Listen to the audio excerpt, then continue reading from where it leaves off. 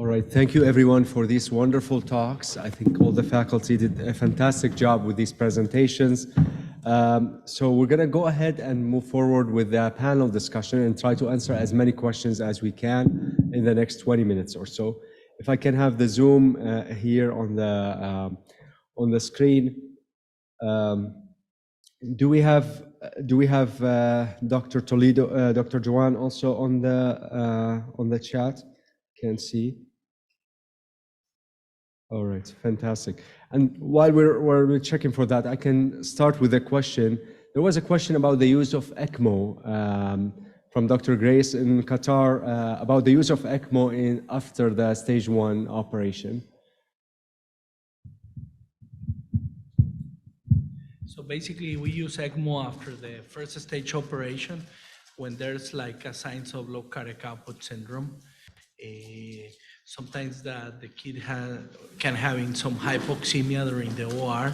If there's a large needs of inotrope, and those will be the considerations to use ECMO. Most likely the scenario, sometimes that kid get delayed the surgery, over circulating, and at the time of the operation can be, try to come up, develop a little bit of the low cardiac output syndrome, and the inotrope is high.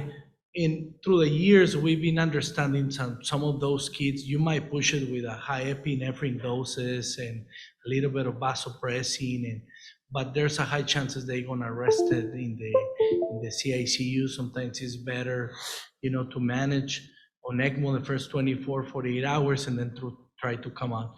Sometimes there's at that point, you're in a high speed, low altitude. You also are bleeding more than you expected. So those are the consideration. And more if it's a VT shown that you can over circulate suddenly, those are the indications basically to go on ECMO for us. Now, if there's hypoxemia right away in the OR and we come out, we already look, the chun looks good there. I mean, that's indications to go on ECMO and go for a cath lab and revise the surgery. That will be the other indications. Thank you, Dr. Castro. While I have you, another question for you and for the rest of the panel. Is it better to delay the Norwood stage 1 procedure after a first month and proceed with early pulmonary banding in the first 24 hours? And this question comes from Dr. Luis Bravo. Have we done this strategy before, or have you guys seen this strategy been done before? So doing a PA band before doing the stage 1, yeah, like a year ago, we have a kid that was over circulating too much. We opened the chest in the CICU because the lactate was going high with the PA banding. And then in the next 2 days, Dr. Morel performed the Norwood, and we didn't have any issues. I know that the paper that Gil Warnowski and Ricardo Munoz, that group, now they try to reinvent the wheel on that. They argue so much that this is going to be the next way to manage these Norwoods. I mean, it's an strategy after you did all the maneuvers not to over circulate.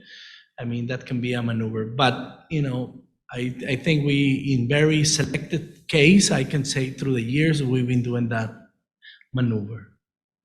It looks like Victor Morel wanted to comment on the use of ECMO. I don't know if you can connect him. Let's see if we can have... He's the boss.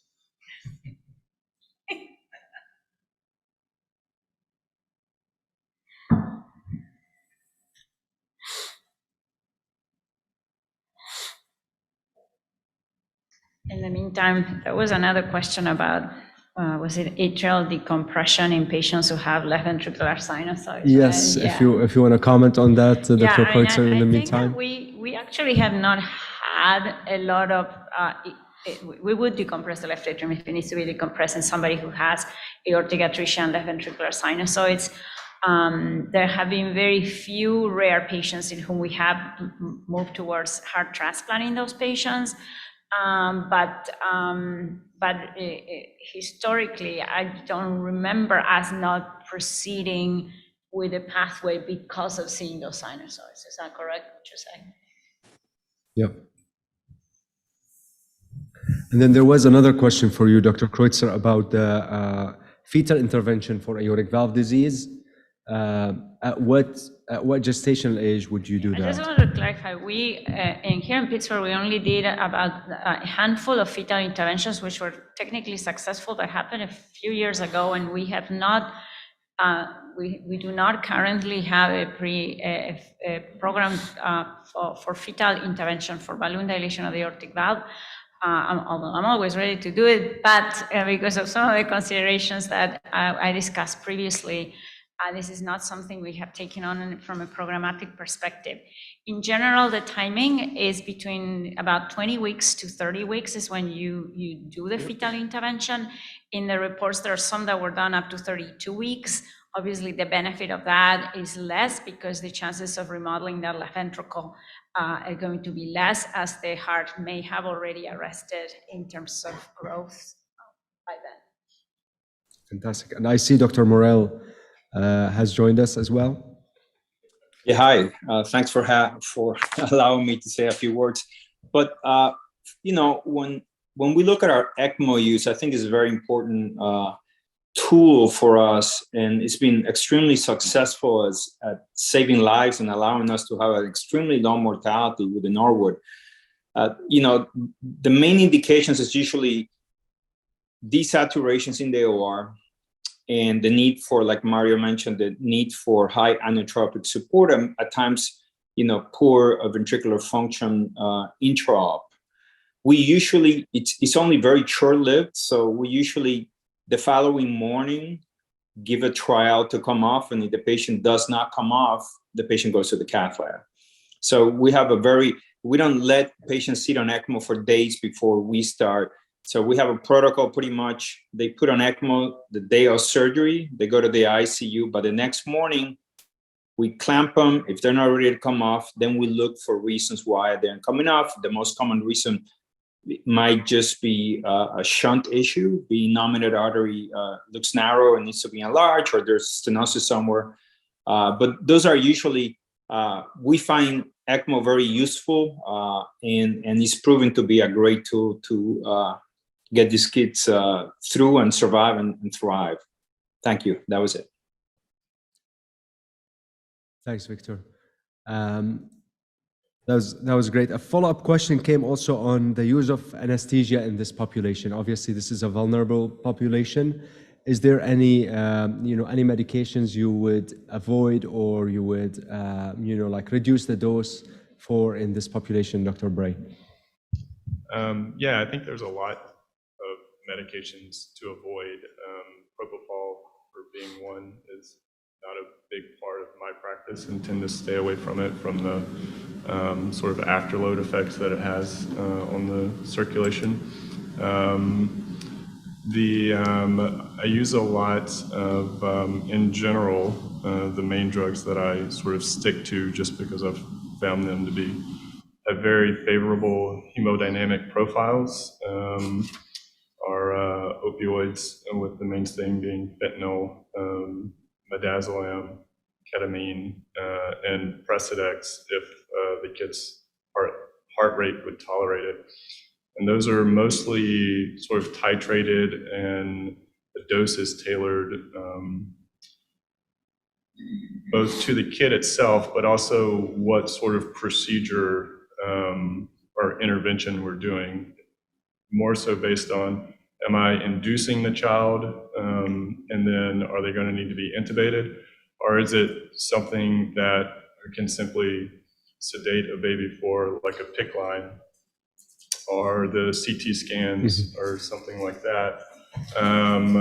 Those doses tend to be a little bit smaller, and then every once in a while, the way our setup is we'll have an anesthesia machine. For instance, for CTs, we typically would not intubate a lot of those kids for CT scans. We would give a little bit of either IV midazolam or IV ketamine, and then a lot of times we'd actually use nitrous to supplement and sort of tape the kid in place. So I think really depends on what your goal is, as far as what drugs to utilize and the doses to utilize. Fantastic, thank you. Another question for Dr. Yvonne Morel. Like with the interstage program, and while we're trying now to transition into the home monitoring program, would you envision some patients who may continue to stay in the interstage period? Like, are there some high-risk patients that you wouldn't send home with this physiology? Yes, definitely. There are going to be patients that hemodynamically we just don't trust in order to send them home safely. So we've always had those type of patients. Even when we utilized the children's home, we had patients who required ongoing IV milrinone in order to sort of balance the QPQS well enough in order to allow them to grow and to eat. And so those patients will continue to exist, and they won't be joining their colleagues at home. Fantastic, thank you, Yvonne. I have another question to Dr. Colvin, Erin Colvin, who is our fantastic APP on the surgical team, about the family experience in this patient population. Like, they stay in the hospital for a long time, and obviously this is a complex type of congenital heart disease. So any words for families, or any, any suggestions for the families to stay resilient in face of this complex congenital heart disease?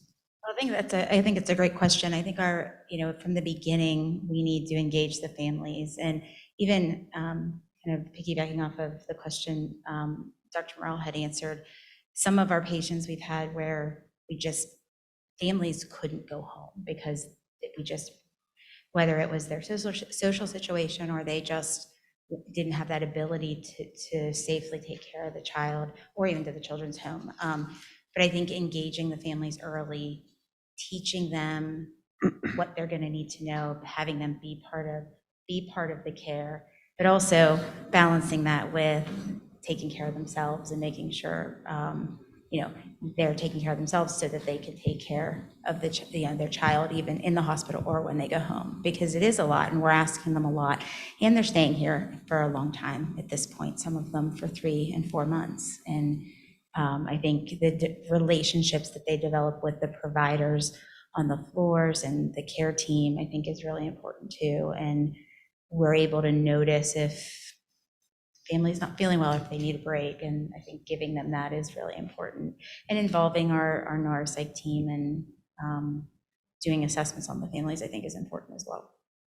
Fantastic, thank you, Erin. A question to Dr. Lamford. Like, we have recently a few patients who had single ventricle physiology and a tricuspid or a common AV valve with severe regurgitation.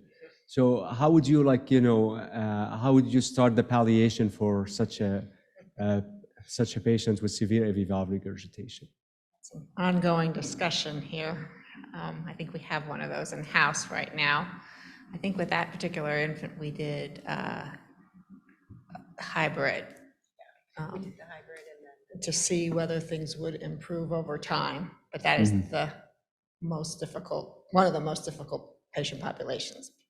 Since if they're born with significant AV valve regurgitation, it does not tend to get better with time, with the volume loading and the afterload that we do with the hybrid. yeah, and I think that's the difference, right? This patient was born with significant AV valve regurgitation. We palliated him. He ended up not being able to be extubated, got trached, and we've maintained him on IV, milrinone for hemodynamic stability. And so to sending him to a Norwood, it doesn't seem to be the correct path for him, as opposed to someone who did not have significant AV valve regurgitation at birth and developed it in the presence of sort of bypass Norwood hospitalization. I would probably consider doing a Glenn to offload that single ventricle and see how they do after that. I would imagine that in those patients, essentially a hybrid is almost like a bridge to transplant. Yeah. And then while I have you, Dr. Kreutzer, you talked about the hybrid using the flow restrictors. So, do you do that in like as an alternative strategy to the hybrid, or are there certain patients where you would, rather do the flow restrictors in?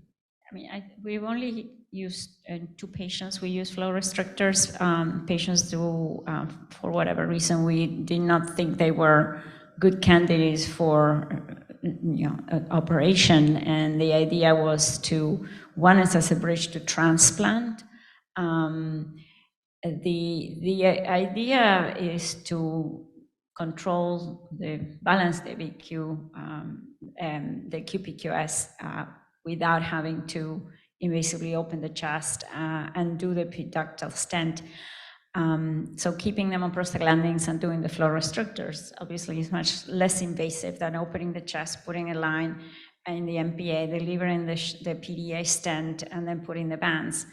But one of the issues is that we still haven't perfected that technique, and I know other centers have used them more, but the flow restrictors do tend to move distally.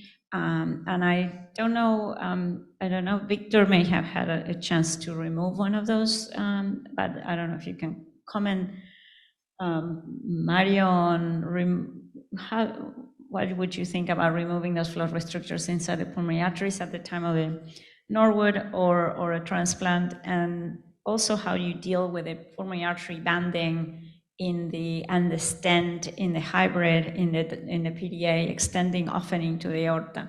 Is that a technical issue? So for that answer, I don't know if Dr. Moreno wants to answer, but this is a patient that we were involved in the heart transplant. The only one we removed the flow occluders, and we didn't have any issues during that, but it was a few months after they put the flow occluders when we did the transplant. So this kid did not have any problem, But it's reporting the literature that they're high risk, they can burst the PAs. And in this case, we were going to go for the transplant, so it was more easy. But if you cannot tolerate the palliation and you need to repalliate, that's when the major risk on consideration. So our experience is only for 2 cases. Mm-hmm. Fantastic. I see Dr. Morel also on the screen. Dr. Morel, anything to add? No, I agree with what Mario said. It's we taking out those flow restrictors wasn't that difficult. That those restrictors were there for, I want to say 3-4 months, and it worked out okay. The other question that Jackie posted related to the stenting and having stents that protrude into the descending aorta, I have to say that as technology and the years have passed, and now we stent all kinds of stuff from MPAs to branch PAs to aortas. It's somewhat inconsequential nowadays. That I think we've gotten used to dealing with stents now. It's part of what we do every day. Fantastic. There was a question about how would you decide about the size of the BTT shunt or the Sano in a certain patient? Like, is there kind of like, rough rules you go with, or do you look at the SAT when you're coming off, or how would you decide about that?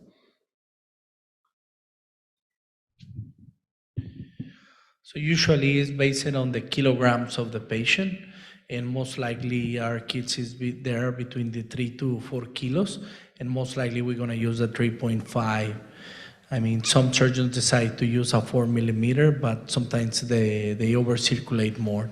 So usually most of the time 3.5, because most of these babies are between the 3 kilos.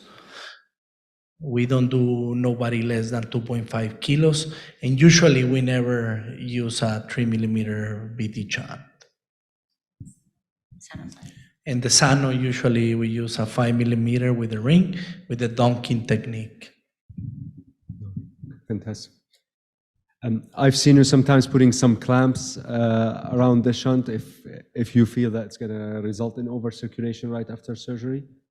So usually sometimes we use some clips to regulate the flow on the BT shunt. but it depends. If the kid is over circulation, sometimes we put those clips to help us.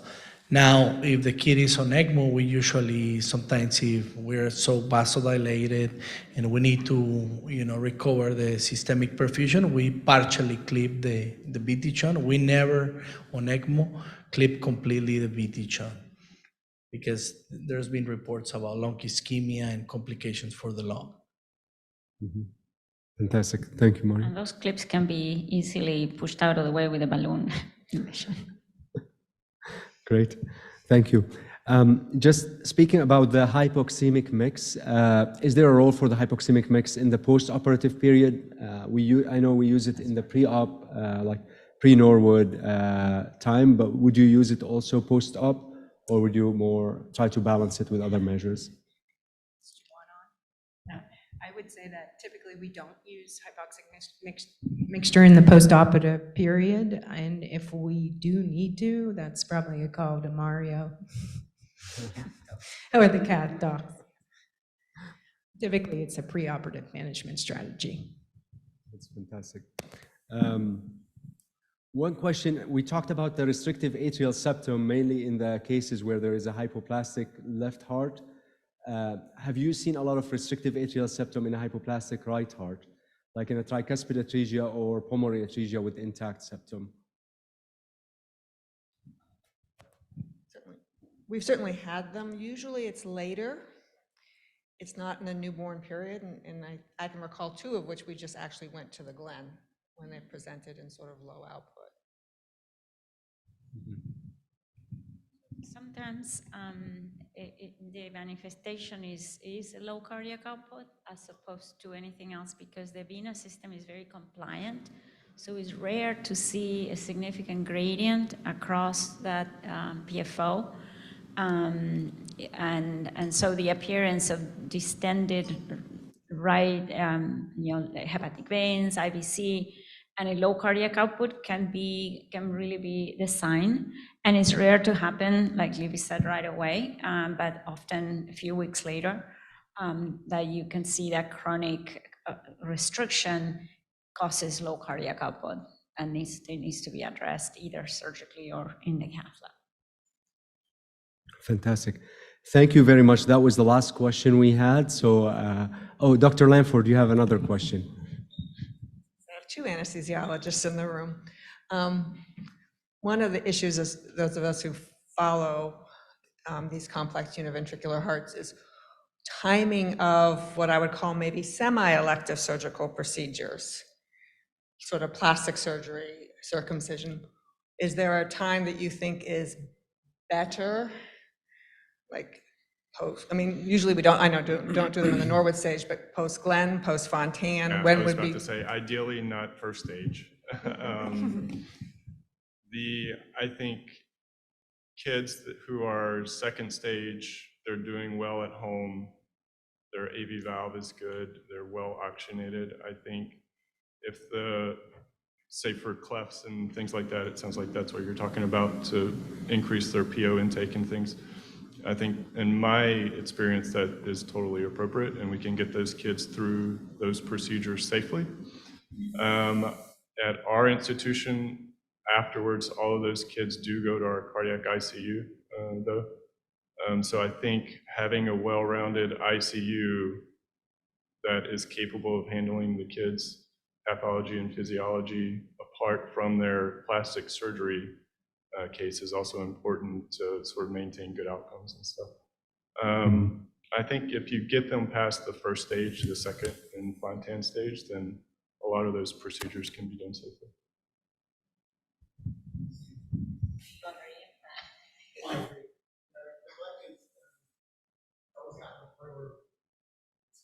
They're very simple to manage. In fact, I'd argue that the Fontan kids, the tolerant anesthetics, a little worse than the Glen kids. I would agree with that. Yeah, and that's what I think from a cardiology standpoint, but we have many of our supportive services want the surgeries to be all done. Yeah. So it just helps me with that Does discussion. that ever happen? No, but I don't want to get there because then they'll never get their, if it's semi-elective and it's very important to the family, and as we've just heard, these families are really striving for normalcy in any way that they can. And so anything that we can do to help move that forward. The ventilation, negative pressure ventilation, is anybody using it clinically?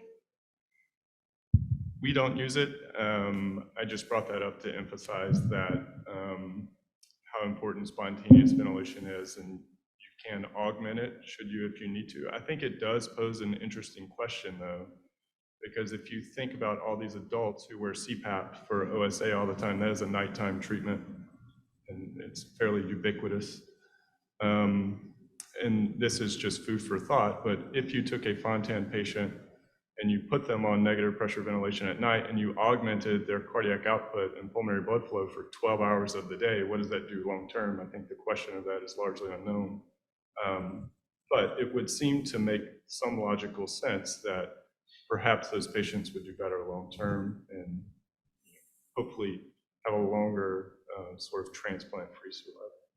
Dr. Osei, do you want to talk about your research project? Yes, so Thanks for that. that's such a very interesting concept. So we have like a non-invasive device called the PEP body device, where it looks like a whistle with like a few holes in it, and the patient, like we're asking the patients to take a sniff, like deep breath, and then blow through that device with an idea of trying to generate pressures similar to the pressures that we create with biphasic ventilation that you presented, Dr. Bray.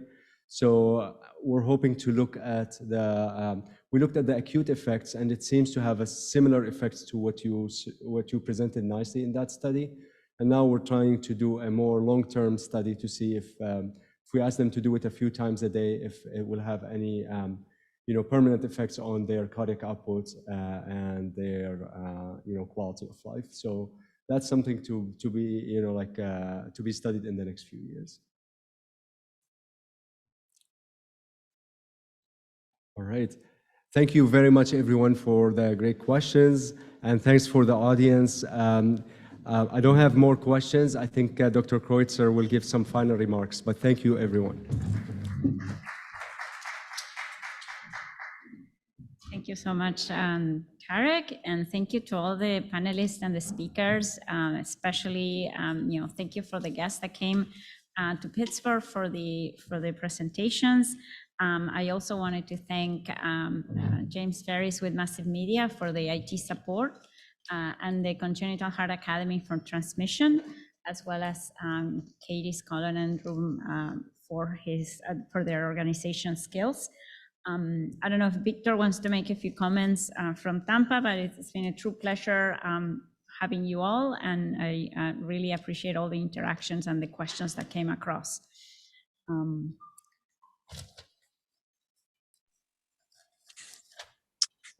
I just wanted to thank everybody for participating. We hope that this continuous series, it's educational for everybody participating. We'd love to hear your comments. And again, thanks for everybody who participated. Complex problem. We're still trying to solve it. Hypoplastic left heart syndrome in the ventricular hearts.